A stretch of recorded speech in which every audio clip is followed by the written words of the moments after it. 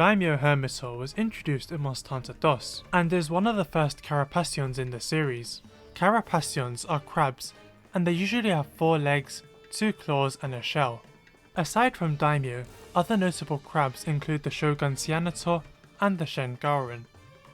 Daimyo's shell is the skull of a long dead Monoblos, and his claws are giant and tough. He can use them to guard as well as attack. During combat, he can push them forward together as well as attack you from the side. What makes Daimyo and other Carapacions as a whole especially unique is that they can strafe around moving left and right. Daimyo will do this in order to catch you with sideways claw attacks. He has an attack where he will try and hug you with his claws, and he can leap up into the air and jump down. Sometimes he will try and reverse into you and smack you with the Monoblos skull. Daimyo's signature attack is a water laser he can shoot out that deals hefty damage to whoever gets hit. He will sometimes guard with his claws for a bit, which causes all your attacks to bounce off. If you throw a sonic bomb, it will knock him down. Occasionally he will dig into the ground, and will try and stab you with Monoblos's horn from below. Usually he stabs randomly, but when enraged he will track you much better. Something notable about the Hermitaur is that his attacks don't really launch you away. They tend to knock you down on your butt, leaving you in place. This means that you'll often be left completely open for another attack. Daimyo doesn't deal much damage with his attacks, but the hits add up very quickly over time. In Monster Hunter Freedom Unite, Daimyo gets a subspecies, the Plum Daimyo Hermitaur. Aside from a different coloration and elemental weakness, this Hermitaur has a different shell, which is a Diablos skull.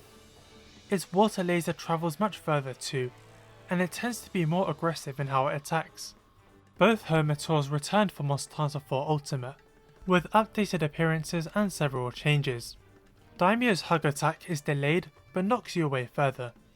When he's enraged, he can now strafe during his laser, making it sweep across the arena. In addition to this, while guarding, he can sometimes peek through and perform a surprise laser attack. Plum Daimyo retains his faster rate of attack from Freedom Unite. He has a very simple difference from Daimyo that does quite a bit to set him apart. Rather than strafing from left to right, Plum can also strafe in a semicircle, which can be tricky to avoid. He also does this during laser attacks. Plum can also spin while swinging his claw around, similar to an attack Shogun Cyanotaur can perform. Both Hermitaurs have a new pin attack they can perform after digging, where they ambush you from below. After picking you for a bit, they will laser you across the map. Daimyo does appear in Generations, unchanged from his 4 Ultimate appearance. Plum Daimyo does not appear, and 4 Ultimate is his last appearance as of this video. In this game, Daimyo is another monster that receives a deviant form, Stonefist Hermitaur. Stonefist has a lot of differences from the standard Hermitaur. He has a slightly darker colour scheme and is overall much larger than normal. His most notable trait is that his left claw is roughly 3 times the size of that of Daimyo. Any attack that comes from this oversized claw will knock you back, while the right claw tends to hit you in place. His water lasers are much more potent too, and combined with his size it makes for a very different experience. He has Plum Daimyo and Shogun Cyanotaur's spin attack, and when enraged can perform a special maneuver, where he swings Monoblos's horn and leaps into the air. One thing I find particularly notable about Stonefist is how often he guards. It was an uncommon occurrence in Daimyo's 4th gen iteration, so seeing him do it here can throw you off and really make you wish you'd brought sonic bombs. In later Deviant quests, Stonefist can use his Stone Fist to dig into the ground and launch rocks at you. He will also stay guarded for extended periods of time, taking pauses by shoving you away. Daimyo Hermitaur's next appearance is in Monster Hunter Rise Sunbreak. He is the first new monster fought in the expansion, and he has quite a few differences from the 4 Ultimate version. When strafing, he will sometimes tilt to alter his trajectory to be curved, a bit like Plum Daimyo. When enraged, he has a new attack where he will strafe towards you and slam his claw into the ground. When he jumps into the air, he does a much better job at homing in on you, and if you attack him while guarding, he will counter-attack. Daimyo still has his pin attack, but this time he follows it up with a jumping attack. Overall, he's not much different to the 4 Ultimate version, but still has some differences to set him apart.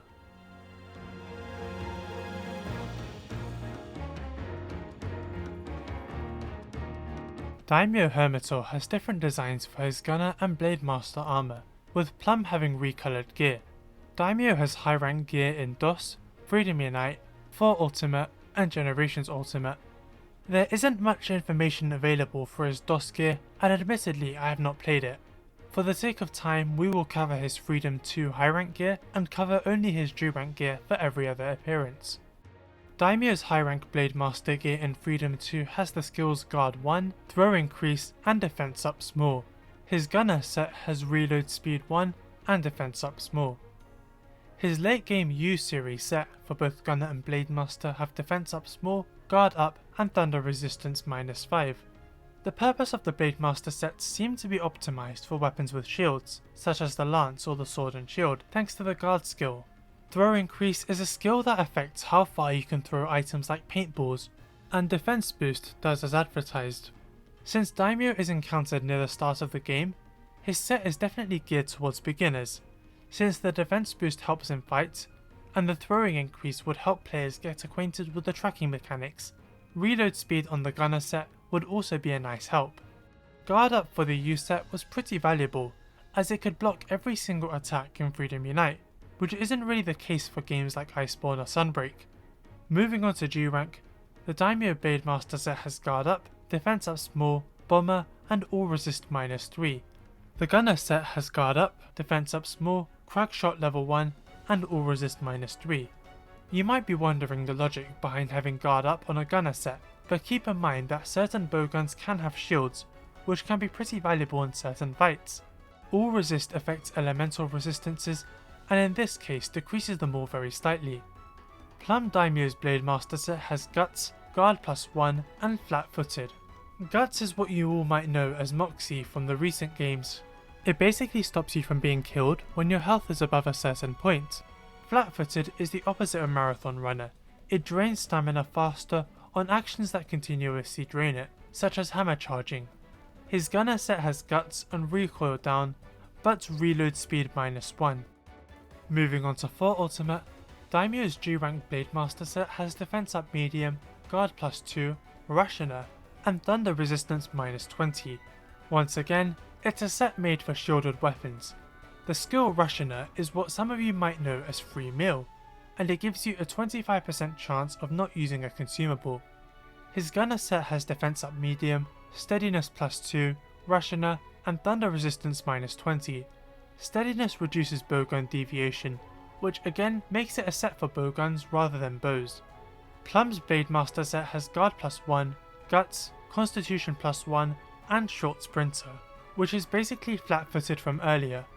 His Gunner set has Recoil +1, Guts, and Pierce Up, which is a skill that affects bows and bow guns. Moving on to Generations Ultimate, Daimyo's G rank Blade Master set has Guard +2 and Defense Up Small. His Gunner set has Recoil +2 and Defense Up Small. They also have the GX sets in this game, which are late game and I believe obtained from event quests. Visually, this one is identical to the old U set from Freedom Unite. Both Blade and Gunner sets have Resuscitate and Torso Up, while the former has Guard Up and the latter has Power File level 1.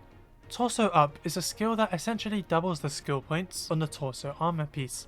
You don't see it in recent games, but back then it was pretty valuable for mix sets.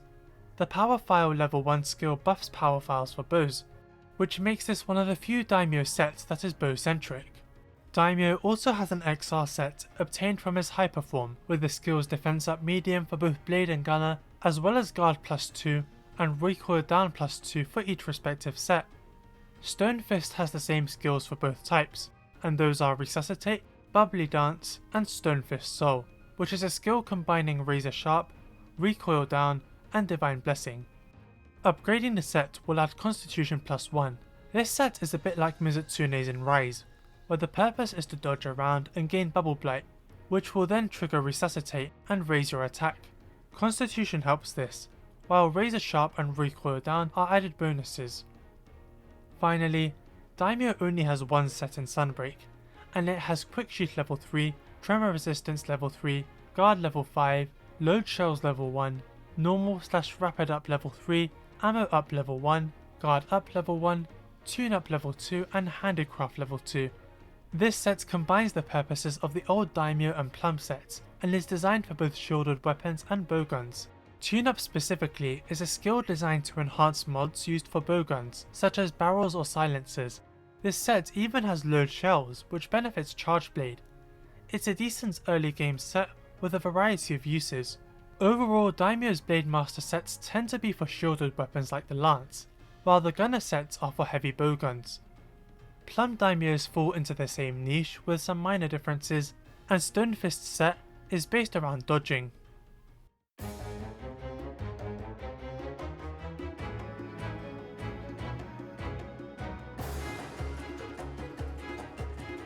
I have somewhat of a history with the Daimyo Hermitaur.